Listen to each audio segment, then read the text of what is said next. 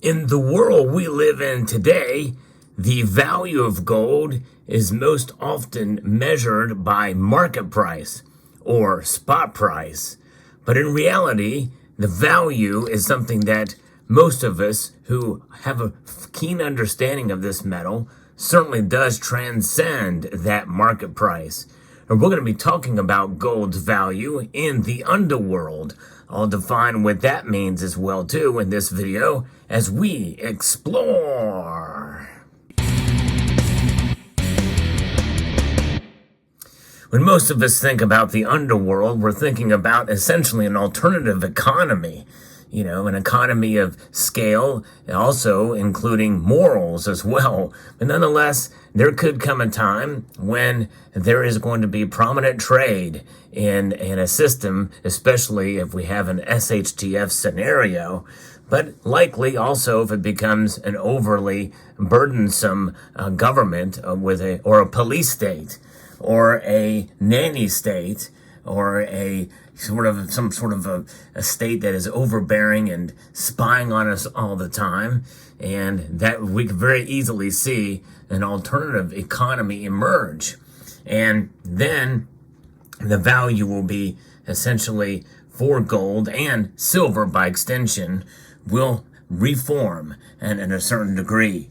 And we're going to use an example of this from the movie franchise series, the John Wick coins that we've seen here. These John Wick coins that you see here before you are available at APMEX, and they're quite intriguing as to the meanings of the inscriptions on these as well. But we're going to get into it, and they've also expanded the line with some of these bars and other rounds as well too. And we're going to talk a little bit about this. I think the John Wick series is a great movie series. If you've not seen it, you should check it out. The John Wick coins are the most intriguing and mysterious aspects of the world of these movies. But what is one of the John Wick's coins worth? We'll talk about that value too. That's the value proposition here. For an action franchise, the mythology of the John Wick universe is surprisingly intricate, with Keanu Reeves' character existing inside a vast fictional world of secret mercenaries, shadowy syndicates, and violent traditions. The John Wick seedy underworld trades in gold coins instead of leaving a digital footprint. The John Wick coin value has been a topic of debate among the fans, according to ScreenRant.com. After the first John Wick movie forces John back into his life as an assassin, the movie introduces the bizarre customs and traditions of this society. The John Wick sequels and the upcoming spin-off Ballerina continue to explore them. I've not heard about this Ballerina that's series coming up. The coins used in the movies offer other glimpses into the world's secrets while also keeping the audience in the dark about their origins. John Wick's coins are used to pay for everything from hotel stays to tailored suits. The movies and some real-world examples offer some explanation that makes it clear that John Wick coins are no ordinary currency. Indeed, they are not. The money system immediately grabbed fans' attention. Using a currency usually associated with pirate movies seemed to almost juxtapose the slick high-tech world of assassins in John Wick. The network of operatives involved in the operation is surprisingly widespread, with body removers, doctors, hotel concierges, and tailors all offering services to Wick and his colleagues. As part of their culture, however, the mercenaries do not pay these associates with regular money. Instead, the entire mercenary world uses its currency of gold coins, such as you see right here. And I love this side actually better with the lion here. Very, very cool. And so these gold coins to purchase everything from hotel rooms to new weapons. These gold coins are heavily present throughout the entire John Wick movies so far, with each of the Continental's guests earning coins by executing contracts and then spending them within the same community. They've become a staple of the franchise, one of the many stylistic choices that make John Wick movies stand out among the heavily saturated martial arts action genre. With each new installment of the franchise, more is revealed about John Wick's gold coins and their importance in this world. And I've only seen the first 3 movies, and the third movie certainly did give a more revealing insight of these coins. And by the way, I'm using that term because it is used as a currency. And essentially, a coin usually has a denomination or an association to, or the blessing of the world from which it operates.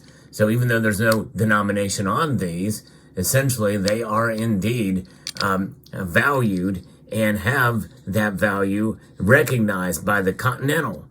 Indeed, and that's pretty remarkable. And so that's why we refer to them as coins, the governing body being the underworld itself.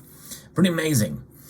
So this is pretty cool. And the spin-off series, the Continental, which I've not seen either because I don't have the Peacock network, set decades prior to John Wick movies, kicks off by highlighting the importance of the gold coins in the John Wick world.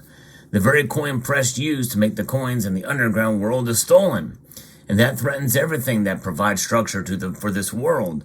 The coins and what they represent to the assassins and the people who work among them are what keep the world in line. However, the movies also succeed in letting the audience come to their own conclusions into how they work. And by the way, stay tuned because later in the video, I am going to tell you what all of these phrases mean that are on the coins themselves here. So stay tuned for that. Now, how much are these coins worth, in John Wick's series? In the Parabellum, which is John Wick Chapter 3, they reveal how these coins come to be in circulation, with Jerome Flynn's Barada responsible for producing the medallions in Casablanca. The real curiosity in John Wick's economy, however, is how almost everything seems to cost only a few coins. From cleaning up a bloodbath to John ordering his favorite bourbon, spending coins seems to be a fairly level playing field in John Wick's mythology, with no discernible exchange rate.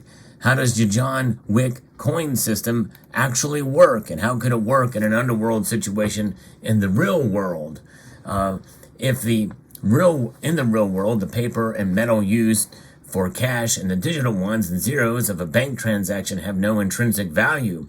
The fun twist of John Wick money is that the coins are smelted with real gold, making each piece worth a tidy sum at banks that don't accept deadly mercenaries as clients. Based off the approximate size of each coin, which is about 1 ounce, and the current price of gold, each piece will be worth just north of $2,000 in money that we use today. But this isn't where the true value lies in the John Wick currency. The worth of the continental gold coins in the world of John Wick comes in the social contract they represent, as alluded to by Barada. The coin offers an assurance of service, the trust, secrecy, and honor at the core of the mercenary code. Essentially, whenever a person presents a coin, they ensure that whatever service they receive comes with the high table's promise of safety and security, the kind of promise regular money can't buy. Indeed, that is something else. An actual trust system and an honor code that comes with these transactions. That is pretty remarkable indeed. So regarding the nonsensical exchange rate, it could be argued that all services available in John's line of work comes with a similar amount of risk, even for the humble bartender, meaning prices are high whatever the service. Perhaps the most appropriate way of viewing these coins isn't as a monetary exchange, but as the promise of a favor. Indeed, that's trust for sure. A doctor does professional killer John Wick a service by patching him up and receives a coin, meaning that he can then buy a favor from somebody else. This is an extension of the blood pact markers in John Wick, which differ by being exclusive between two people and impossible to refuse. There doesn't seem to be a fixed dollar value attributed to the coins. Muddying the waters is somewhat how the high table contracts, with the one on John's own life, for example, are presented with a value in US dollars. This could simply be a narrative technique to demonstrate to the audience just how much hatred the John Wick franchise villains have for him. But it may also prove that a mathematical exchange rate does exist between gold coins and regular currency. The fact that mercenaries are presumably able to buy gas and groceries at their local store also supports the idea that exchanging gold coins for regular cash must happen. Some have suggested that the dollar value on hit contracts might allude to a hierarchy system, whereby one coin from John Wick, for instance, is worth more than one from Dave, the Continental's new intern. Whatever the nature of the coins from the John Wick movies, this mythical, unfathomable currency helps create a world that continues to fascinate and thrill. Yes, indeed. Pretty amazing. And so how many gold coins does John Wick have in his emergency trunk? And there's no official figure for how many John Wick coins that John Wick has in his emergency trunk, but Reddit user Elevation Vlogs worked out that it looks like 24 rows of 20 coins each, making 480 coins in total. While the coins that accompany John Wick's various hidden weapons in the trunk don't have a fixed cash value, John is stashing well over $980,000 of hard currency, assuming they're worth about $2,000 each. It's pretty amazing. As established, though, the dollar exchange rate isn't the true value of John Wick's coins. And by the way, if you look at the movie with John Wick, the coins are exaggerated in relief, and they almost look more fake in the movie than what they are. But of course, 1 ounce one, such as you see here, exclusively through APMEX, is probably actually better than what's shown in the movies, in my view. It's pretty remarkable, pretty amazing. John doesn't keep the coins next to his guns in case he wants to retire. It's just so that he can get himself as many favors as he needs in a pinch. These favors could be anything from a whole arsenal of new weaponry to a year and a half holed up in the Continental Hotel. These key coins are part of a franchise iconography, and no matter how much they're worth, they'll keep helping to drive the John Wick story. And so there's definitely a growing over top of the quality of the franchise with each John Wick sequel outdoing the action of the previous installments, but John Wick coins might be more realistic than people think.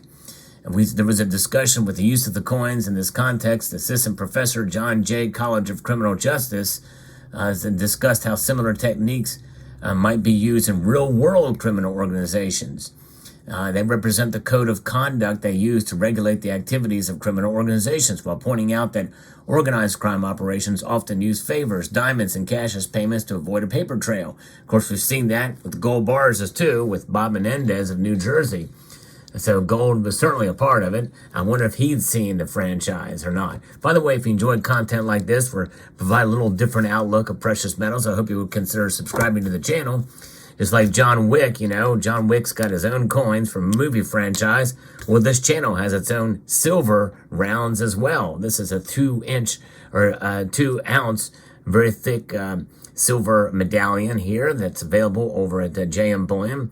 The link to purchase this is in the description below for anybody interested. Although I don't know if you can really transact with this outside of the actual value of silver. Or the price of silver, the spot price of silver. So very, very interesting indeed. Now, you probably want to know what some of these phrases mean on this coin here. Let's take a look here. And we've got what we've got here with on this side here. The lion stands with a shield emblazoned with the sun, with the phrase "ens causa sui." There it says, or something generated within itself. A very important phrase, something generated from within itself. And that's kind of what defines gold, right? It exists, its mere existence really does provide the value for what it is. It's a fairly rare precious metal. And indeed, and the MMI numerals you see below have a date that is on all these coins, and that is 2001. And the reverse portrays a person here with a shield, presumably a lady. It looks to be a lady with a shield there, emblazoned with a cross, embellished with laurel, and the phrase ex unite vires, translating to out of unity comes strength. Yes, indeed. And that is the idea of the Continental and the Underworld, where they are united. And because of this system that they've got there, they certainly do have strength. Yes, indeed. And it's pretty remarkable. And here we can see the weight and purity at the bottom, 1 ounce, 4/9 fine gold. Now on the coins themselves, they aren't there. But nonetheless, this is pretty remarkable, pretty cool piece. And, I've got the one gold coin. Part of me would like to get more, but I've also got the silver rounds as well. These are technically rounds in the real world, though. And just so you understand, but very, very cool indeed, nonetheless. And bars as well, continental bars. Very cool. Well, let me know what your thoughts are in the comment section down below. I hope you found this video informative, insightful, and slightly entertaining, just slightly though. I want to extend a multitude of gratitude to you all for taking the time to watch and encourage you to please rate, share, comment, and subscribe.